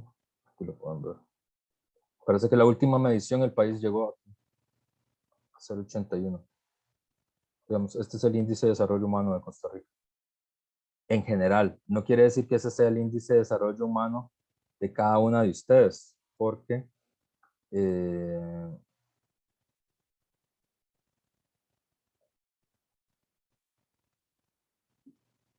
eso se mide por cada uno de los lugares de Costa Rica. Entonces, dependiendo de dónde vivan y en qué lugar estén, se puede ver eso, ¿verdad? Entonces aquí, por ejemplo, los voy a pasar acá. Ustedes lo pueden ver en cada uno de sus cantones. Es vacilón porque es una mezcla como de filosofía con economía, ¿verdad? Aquí pueden ver el índice de desarrollo humano dependiendo del cantón donde viven. Entonces aquí pueden ver cuál es las zonas que tienen desarrollo muy alto, son las que están más claras, los que tienen desarrollo alto, los que tienen desarrollo medio, los que tienen desarrollo bajo, ¿verdad? Entonces, ¿qué quiere decir? Y esto es muy, bueno, aquí una de las cosas que ya había dicho, es el tema de género, que es muy importante para intentar ver la vida que si uno tiene las condiciones donde vive para llevar adelante la vida que razonablemente desea vivir. Y entonces, aquí no puede haber ese tipo de cosas, ¿verdad? La mayoría de personas viven en cantones con IDH medio, con mayor desigualdad. Esta es la esperanza de vida, de conocimiento, de bienestar material que tienen los costarricenses, ese es un índice, ¿verdad? Entonces ahí lo pueden ir viendo. Esta concepción, digamos, de Amartya Sen, hay que, ¿cómo decirlo? Hay que tomarla en cuenta en relación con las teorías contra las que se enfrenta, ¿verdad? Porque no hay un solo concepto de desarrollo humano, sino que tenemos al menos 5 conceptos, nada más que las ciencias sociales se inclinan principalmente por usar el concepto de Amartya Sen. Entonces, ¿cuáles son los otros conceptos que hay? Hay 5, ¿verdad? Uno, podríamos decir el concepto que tiene el liberalismo, que fue un poco como el que definió Tania de primero. Otro, el concepto que tiene el keynesianismo. Otro, el concepto que tiene la teoría de la dependencia. Otro, el concepto que tiene el índice de desarrollo humano de Amartya Sen, que es el que usa el Estado de la Nación, y es el que normalmente usan las ciencias sociales convencionales. Y otro que es una teoría que se llama la teoría del decrecimiento, que esto sobre todo lo usan los movimientos ecologistas, ¿verdad? Entonces, el liberalismo construyó un concepto de progreso, ¿verdad? Donde el progreso sobre todo es progreso, desarrollo, ¿verdad? Nosotros casi no usamos la palabra progreso, pero el liberalismo, el concepto que usa es desarrollo. Digo, el concepto que usa es progreso, nada más que ahora ya casi nadie lo usa y se usa desarrollo. El desarrollo es sobre todo en esta concepción es un aumento en las riquezas. Eso es lo que mide. O sea, en la cantidad de productos y servicios que un país produce es su índice de progreso. Entonces, entre más rico sea un país, más progreso tiene, ¿verdad? Eso es lo que han defendido los liberales durante mucho tiempo, ¿verdad? El progreso significa el aumento de las riquezas, el aumento de la producción,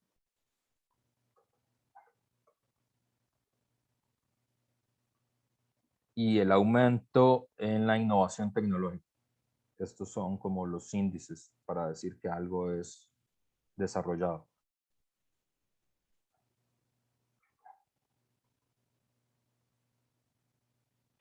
Y esto tiene su propio índice matemático para medir eso, que es el Producto Interno Bruto, ¿verdad?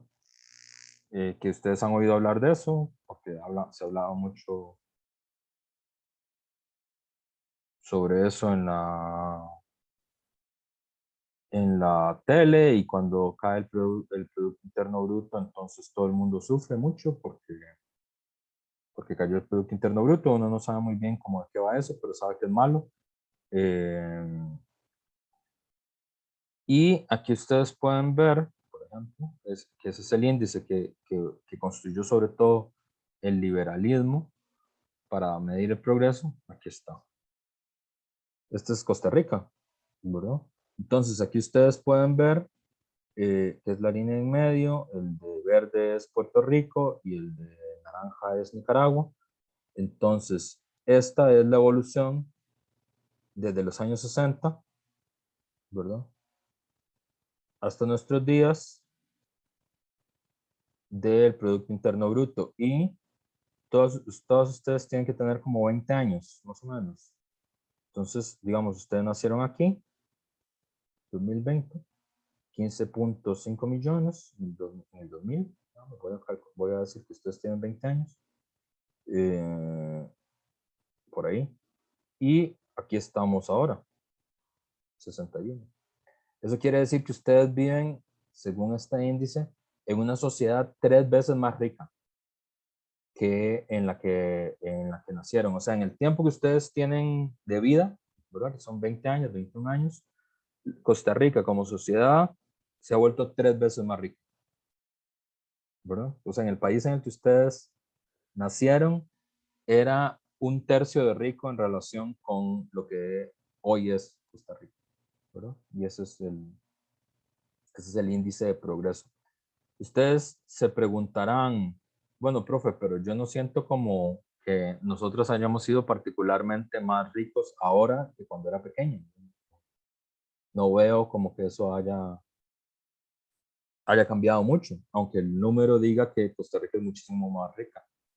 Entonces, claro, aquí ese es justamente el debate que arranca sobre el problema de las teorías del desarrollo, ¿verdad? Porque esta mirada, que es la que tienen los liberales y que hay instituciones que todavía tienen esta mirada, ¿verdad? Por ejemplo, el Fondo Monetario Internacional, para decir uno, el Banco Mundial, que le ponen mucha importancia a esta cosa del Producto Interno Bruto, a la cantidad de riqueza que produce un país, siempre queda el problema de decir, bueno, ¿y cómo se distribuye esa riqueza? Está bien, hay más productos, pero yo no siento que todos seamos más ricos. Yo siento que la parte superior de la sociedad es la que se está volviendo más rica. Y efectivamente podría ser así, ¿verdad? ¿Por qué? Porque el liberalismo lo que tiene es una teoría que se llama la teoría del derrame, que es la que justifican siempre, ustedes la han oído hablar, que quiere decir que hay que aumentar la productividad y la riqueza del país, porque aumentada la productividad y la riqueza del país, esa riqueza puede ser que en un primer momento esté concentrada solo en los sectores de punta de la economía, pero eso se derrama hacia abajo, eventualmente. Es como llenar una copa la metáfora es como llenar una copa de agua, ¿verdad? Entonces, eventualmente la copa se va a llenar tanto que va a rebalsar hacia abajo y va a derramar sobre todo. Esa mirada ha sido muy criticada porque supone que los ricos no saben, tienen tanto dinero que no saben qué hacer con él, entonces nada más lo regalan, ¿verdad? Y no parece que sea el caso, porque efectivamente 40 años de esa mirada productiva en América Latina, lo que ha hecho es que ha vuelto a las sociedades extraordinariamente desiguales. Hay una segunda mirada, que es la que tuvieron los keynesianos, que en Costa Rica se le dice eso, sobre todo Estado benefactor, que es un término que a mí no me gusta usar, porque me parece que no explica nada, pero así le dicen en Costa Rica a estos periodos, digamos, es más o menos el Estado costarricense entre 1940 y 1970, por este periodo, que es el Estado que construye la mayoría de los servicios sociales y que critica al liberalismo justamente porque no sirve para desarrollar a los países realmente, y lo que defiende es un modelo de desarrollo basado en un mercado interno poderoso y saneado,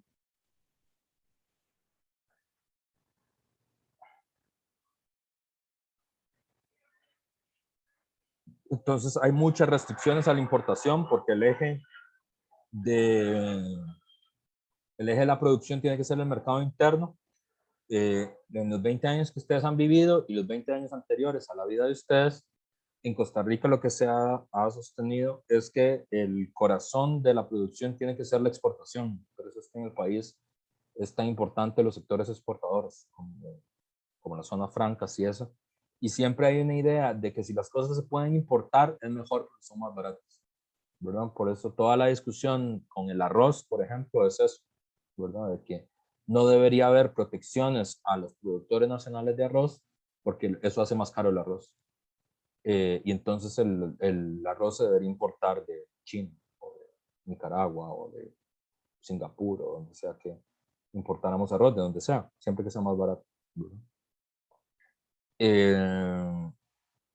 Eso se ha puesto, yo creo que eso va a empezar a cambiar en estos años porque llevamos 40 años como diciendo eso, hasta que vino la pandemia y bueno, yo no sé si ustedes siguen las noticias, hay una crisis hoy por hoy en la cadena de producción de los países, es decir, no están llegando las cosas, hay muchas empresas que nada más no tienen los activos que se supone que tienen que tener porque dejaron de producir los propios y dijeron, no, eso es más fácil importarlo de China o de Singapur o de Tailandia o de México, o donde sea que lo importaran, y ya no están llegando, ¿verdad? También hubo mucha crisis durante la crisis de salud al inicio del 2020, porque muchos de los materiales médicos no se hacen en el país, sino que se tienen que importar, ¿verdad?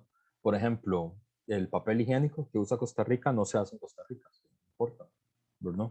Entonces, cuando empezó la crisis de las fronteras y eso, el país no estaba desabastecido porque no tiene mercado interno, ¿verdad? Entonces, eso no es la primera vez que pasa, ya ha pasado muchas veces, se ve muy claro, sobre todo en grandes momentos de crisis, los keynesianos sobre todo están pensando en la guerra, en las dos guerras que hubo, las dos grandes guerras mundiales, la del 14 y la del 39.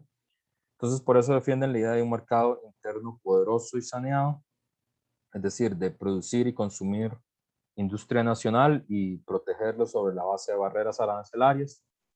Los liberales han dicho que eso es ineficiente y que eso vuelve más caras las cosas, ¿no? Y que es un poco corrupto además. Y bueno, ese es el debate.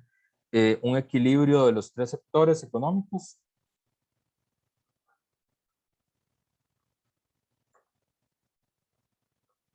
Es decir, del sector primario, que es la agricultura, del sector secundario, que es la industria, y del sector terciario, que son los servicios. Bajo el liberalismo o bajo el neoliberalismo no hay equilibrio de los tres sectores, sino que eso lo decide el mercado. Entonces, por ejemplo, Costa Rica tiene una hipertrofia del sector servicios. Nosotros hemos, y que eso se lo pueden preguntar a sus papás o sus abuelos y así. Costa Rica fue todavía hace relativamente poco una sociedad agrícola que dependía mucho del campo, y eso se desapareció con mucha velocidad, ¿verdad? No sé, en 20 años desapareció la primacía que había del campo, del sector 1, y Costa Rica hoy es básicamente industria de servicios. Nosotros casi no tenemos agricultura, casi no tenemos industria, y dependemos mayoritariamente de la industria de servicios, y eso hace que, por ejemplo, sectores empresariales como los hoteleros, por ejemplo, sean muy importantes en el país, porque el país depende mucho del turismo, que es un servicio, ¿verdad?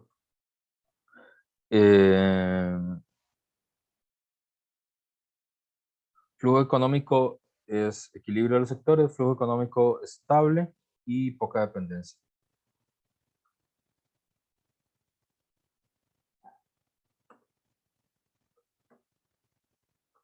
Y poca dependencia. Entonces había una acusación de que era una especie de autarquía, o sea, de autoabastecimiento. Este es el modelo 2, ¿verdad?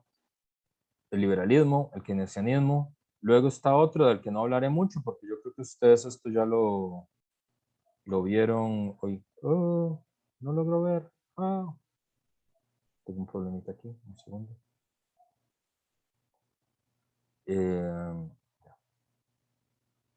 El tercero es un modelo que ya estudiaron, no me parece que estudiaron mucho con Adriana, ¿verdad? Porque ella los pone a leer mucho esto, que es la teoría de la dependencia latinoamericana.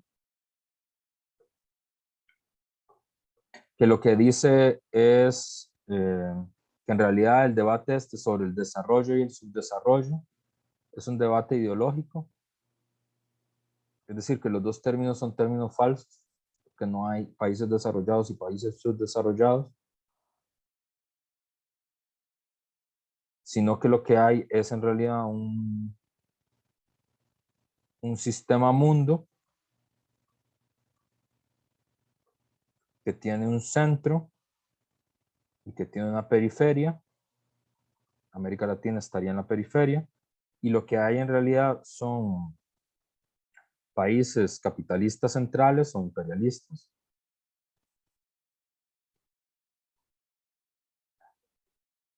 y países que son países dependientes.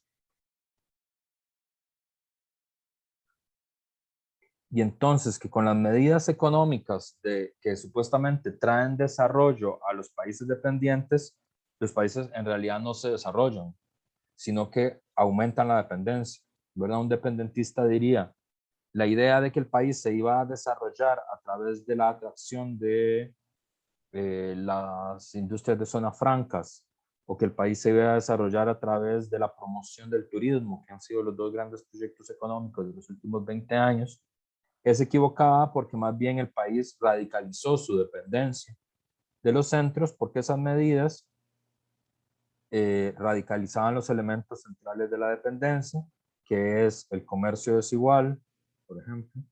El comercio desigual no cambió, el comercio sigue siendo desigual.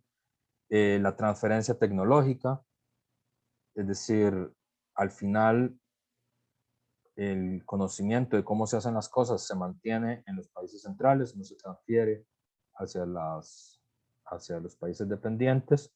La superexplotación del trabajo, porque el elemento central de esa relación es que el trabajo en el tercer mundo es más barato, y es por eso, ¿verdad?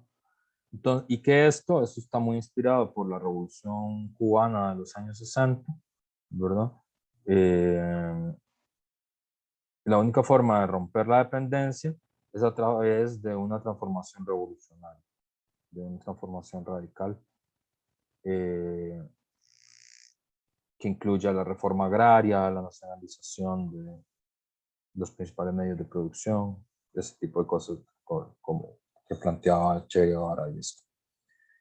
Y bueno, el índice de desarrollo humano, pues ya lo vimos. Y el último es la teoría decrecionista, que es la teoría que utilizan algunos ecologistas, digamos, militantes, ¿verdad? No como los ecologistas, como esto que se le llama el green economy. Eso no tiene nada que ver con esto. Como la idea de la carbono neutralidad del gobierno, digamos, eso no es decrecionista, de hecho es lo contrario. Que lo que sostienen es que en realidad el problema es la idea del desarrollo y del crecimiento como tal. Y que en realidad lo que tiene que aspirar la sociedad es a decrecer. Es decir, a producir menos y consumir menos, ¿verdad? Y que ya hemos llegado como una especie de punto cero, digamos, de la vida social, donde no se puede aumentar el crecimiento, porque simplemente es insostenible, ¿verdad? Eso está bastante calculado, ¿verdad? Los ecologistas más militantes lo que dicen es que si todos los seres humanos, los 7.500 millones de seres humanos que tiene el planeta, consumieran tanto como consumen los norteamericanos, consumieran tanta energía, recursos y eso, necesitaríamos 2 planetas y medio para poder soportar ese ritmo de vida. Y es obvio que no tenemos 2 planetas y medio, tenemos un solo planeta, ¿verdad? Que es finito, que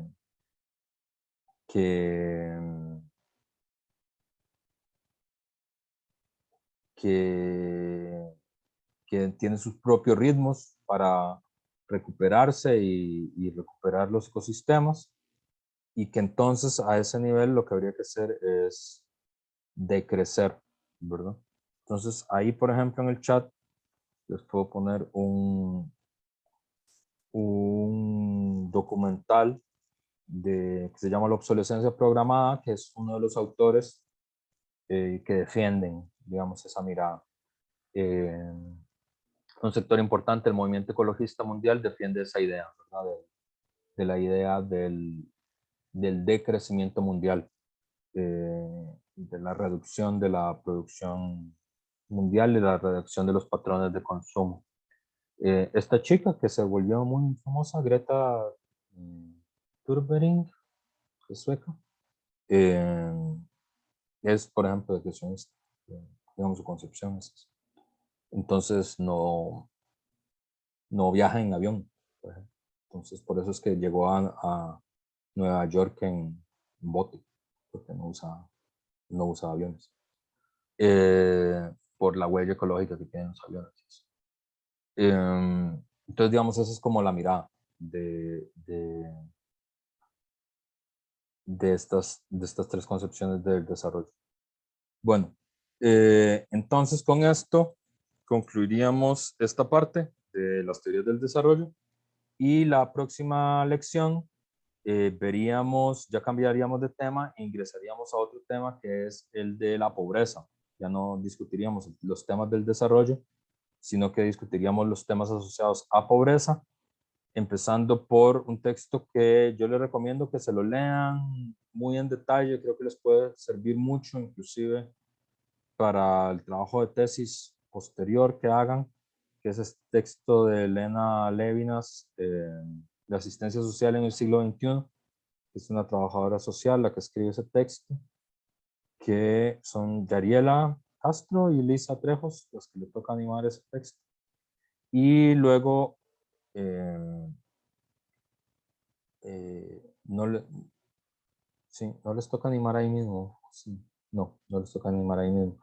Pero digamos, esta colección de textos que vamos a discutir sobre el tema de la pobreza son ese texto de Elena Levinas, el texto de Gallardo, Imaginario sobre el pobre en América Latina, y un texto que se llama Planeta de Ciudades, Miseria, de Mike Davis, que tendrán a cargo Jay, Tania y Marisol.